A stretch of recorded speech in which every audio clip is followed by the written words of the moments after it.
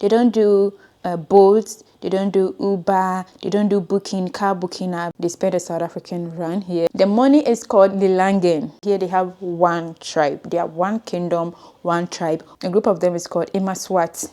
An individual is called ESWATINI. They are being ruled by a monarchy. I didn't pay anything to enter the border. And when crossing the border, I saw something at the border. The school kids, that's the border to South Africa and Eswatini.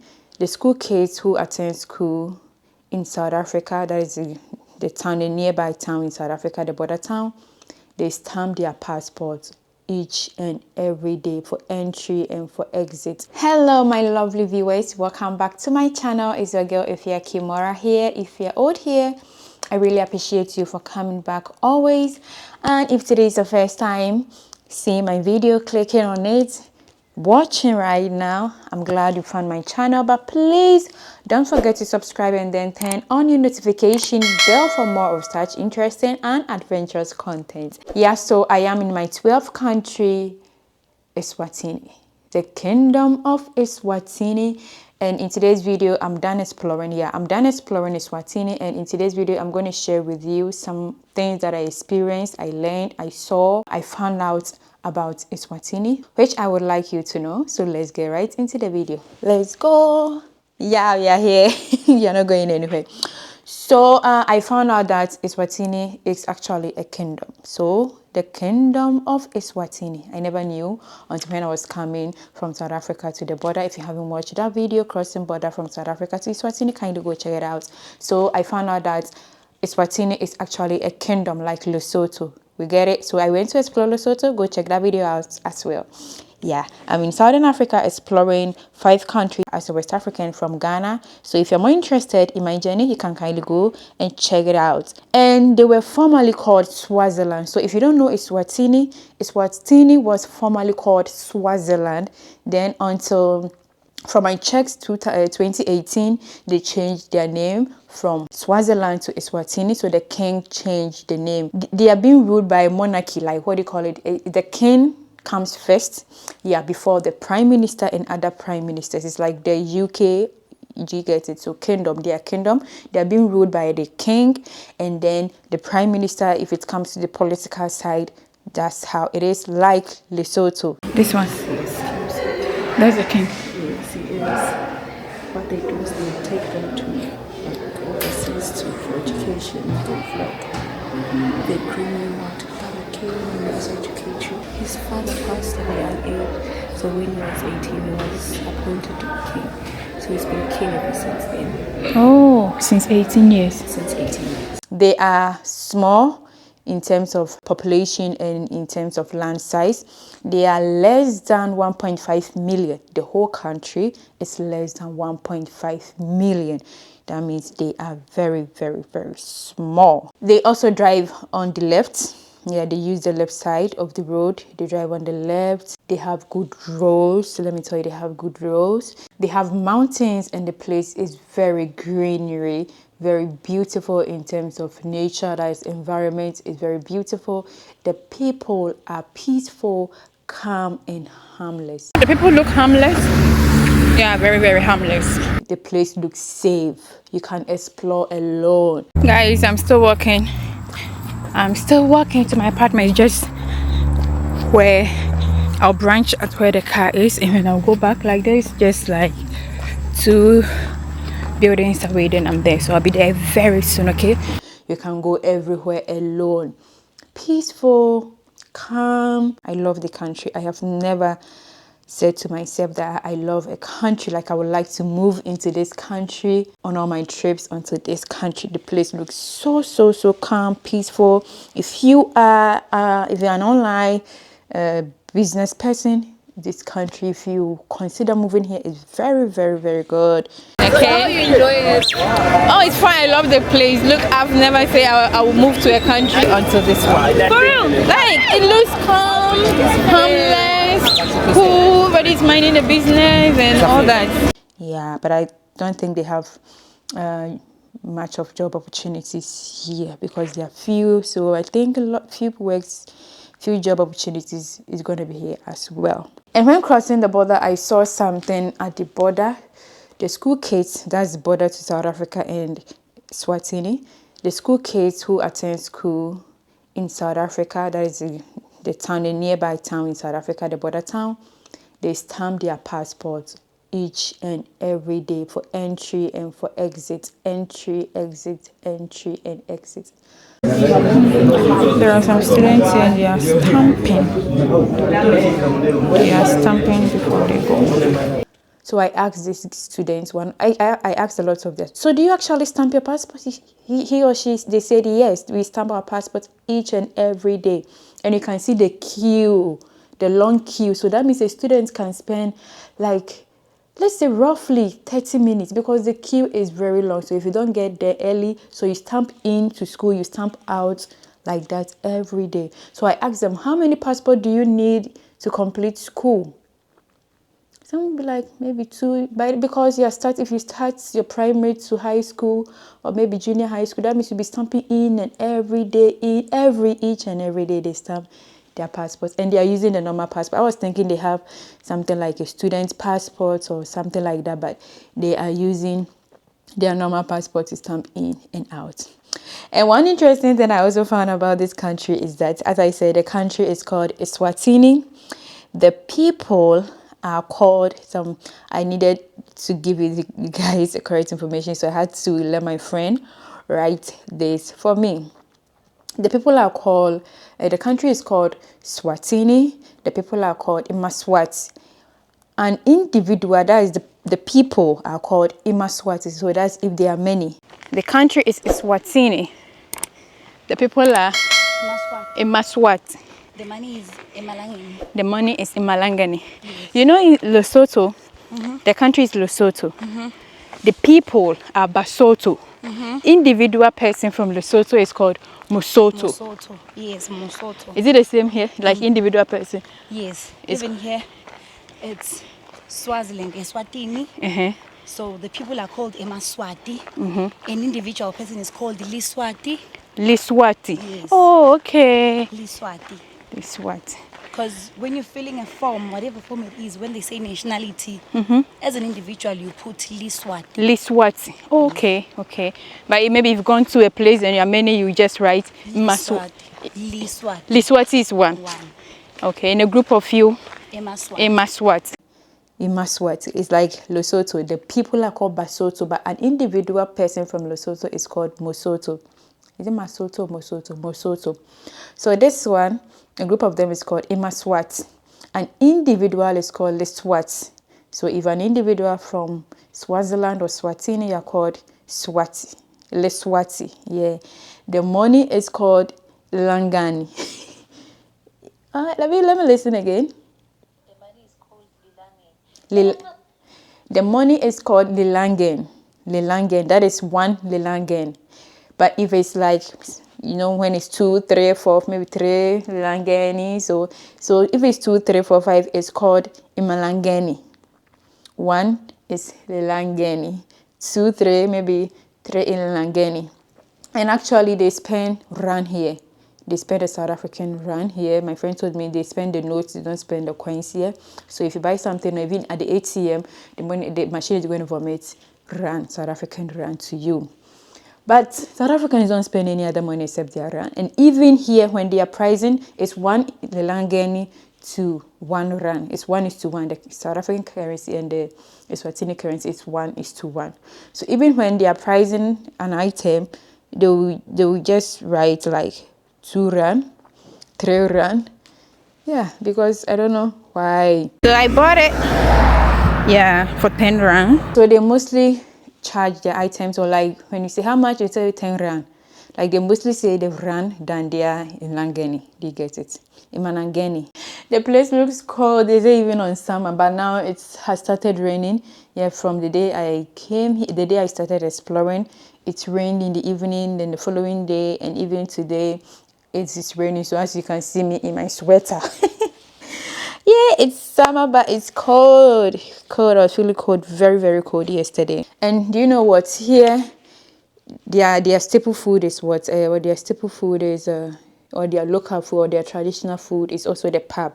So I think all South African countries, they eat pap because Lesotho eats pap, South Africa eats pap, I think pap. So pap and rice and maybe some local porridges and all that. But let me tell you, you're not going to find any local food on the streets to buy. Here, do you sell your local food on street? On the street? No, not Why? really. The only thing we have might be chicken dust. That's the local food? Yeah. But we don't necessarily sell local food. Like why? You know, you wanted to try local food. Yeah, I've not tried any local food in. Man. Is yours also the pub as well? Oh, yeah. The pub. Yes. Well, Southern Africans eat pubs. Do you all eat pubs? Because pap is like our staple food here. oh, okay. Without pap or rice, hey. But you don't sell local food. Yeah, not just the chicken. You can buy, but you have to cook it and cold. Oh. Even in their restaurants, you're not going to find local food to buy in their restaurants. All what they sell is the chicken, the fries, the calamari, the buffalo wings. Yeah, something of those sorts that you're going to find. We're here to try. All their menu are foreign foods. Their menu: salad, burger, pizza, toasted shrimp. What? Okay. Wraps. But to get a local food at any of their restaurants, I tell you, that's not it. You're not going to get it. Don't ever think of searching for a local food in a restaurant. And here they don't do street food. Yeah, well, what I've noticed that here they don't do street food like where I'm coming from, Ghana. Someone will say it's here expensive. Is it expensive? Things are things expensive here. Let me tell you, here they don't do Bolt, they don't do Uber, they don't do car booking apps. You can just get into your trotro, which they call it the combi. As I told you, here it's very easy to get a trotro. They don't do Bolt, they don't do Uber, just the trotro and the taxi. They call it combi. Yeah, combi. So combi and taxi. So if you wanna book a ride, you just go to the station and tell the driver, or take the number. That's how it is. Come and pick me at this time. But the trotro is safe. Yeah, combi like trotro we know in Ghana, but South Africa they call their trotro taxi. So some of them here are used to saying taxi, because if you don't know the combi, the easiest way for someone to understand you is you just say taxi. If you don't know the combi, the easiest way for someone to understand you is, oh, maybe I need a taxi to town. So that is their trotro. And each distance they take the same fare wherever that you're going. I think, yeah, wherever that you drop, they take the same fare. I don't know, but that's what happened to me. If someone can come and clarify it. But in South Africa, when you take their taxi, which is a trotro, the distance is the same. Whether you're going to get down to, you're going to pay the same fare. Whether you're going to the end, you're going to alight on the way, you're going to pay the same fare.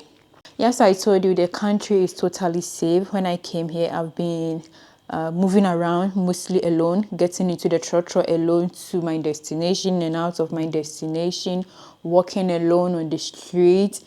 Yeah, the people will know that you are not from here, but they are very calm. They would like to know where you are from. You tell them Ghana. They are friendly.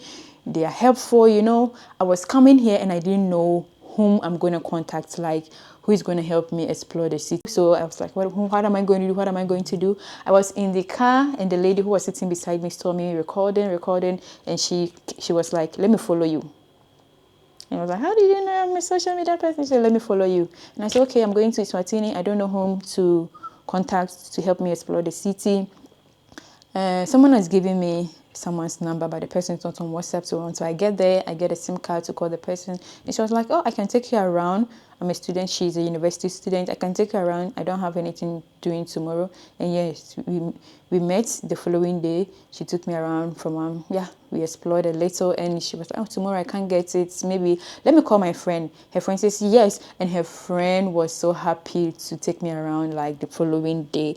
These people are so nice, helpful. Subscribe and like Instagram page. She's gonna put it down below so you have all the details.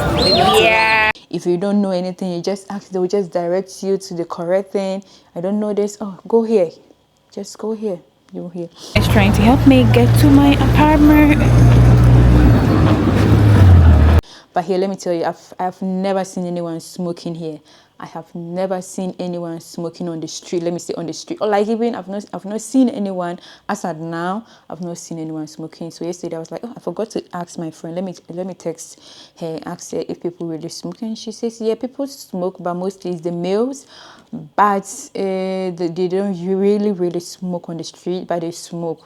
I said, okay, fine. So they smoke, but I've not seen anyone smoking. And I experienced my first blackout, or South Africans we say load shedding. Yesterday around 3 a.m. the light went off and it came back and went off again. So 7 a.m. it came, and up to now I still have light. It hasn't gone off again. They do trotro, they do taxi, yeah, the trotro as we will call it. South Africans will call it taxi. They overload as well. People can come and stand. Their trotro is kind of different from ours. Their trotro is like the short distance, the buses that you take from Accra to Kumasi, Kumasi to Accra, that 2M express bus kind of. Yeah, so when a car is full, they even overload. People will just come and stand. I entered the car was full. I was expecting to have a seat. I have to stand in and I have to ask someone to push, which their seat was full, so that I can just wedge over there a little. And me not getting a place to sit, they added another people and they came to stand in. So if someone gets down, you get the opportunity to go and sit down. And you know what? They know what they're doing is wrong. So when the police stops them on the way, they have a mate, the driver and the person who is taking the money. This guy will come and hide under the seat. This guy will come and hide under the seat. It's the same as Ghana. When they see the police and they know that they've overloaded, the taxi, what do you call it? The mate or the assistant to the driver will just get down and walk and mingle among the people. But this one, their street is very quiet. You don't see anybody walking. So you come and hide under the seat. Because they knew that what they are doing is wrong, but they will do it. Africa, yeah, they are kind of a family. My friend told me they have one tribe. Everybody is the language they speak is what. So what language do you speak here? Siswati. They speak Siswati, and everybody. They have one tribe. I asked them what tribe. They say here they have one tribe. They are one kingdom, one tribe, one people, one family. That is it. And the transport system, my friend, we were out around 7, and she was like, let's be in a hurry because the transport system or the trotro, they're going to close at 8. At 8, they're not going to get any car home. At 8 in Ghana, that's when people are rushing home. They are even on a queue to get a trotro home. He said at 8 they've closed, like the trotro drivers. They've closed unless you get a taxi, which I think they're going to charge you high. From where I alighted when I came here to my apartment, it's just 6 minutes. As I told you, I walked back to where I alighted. When the driver brought me on my first day, he was like, pay 70 rand. I said, 70 rand, no. I saw the distance is so short. Let me give you 50. You know, as a first timer, everybody wants to, yeah. That is it about Iswatini. Maybe there are some things I didn't notice, I didn't experience.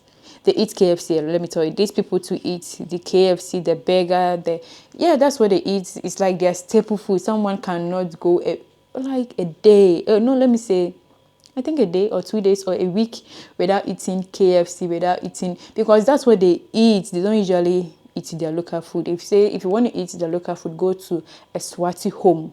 That's when you're going to get back on the street or to go to a restaurant to get what they call local food to buy. They eat the KFC. Me, I can go like a year without eating KFC. Yeah, I can go a year without eating burger. How many times? Yes, so that is it about the country. The people are so lovely. So if you want to visit Iswatini, it's open the border. I didn't pay anything to enter the border. Coming here, it's free to Ghanaian passport holders. Let me tell you, it's free. No question to answer the border. Nothing. They only checked my yellow fever card, and that was it. And I'm here in Iswatini exploring this beautiful country that I would love to own a property here one day. I love you all. If you are from Iswatini, kindly leave a comment in the comment section below. Until meet again in my next video, don't forget to subscribe. I love you. Bye.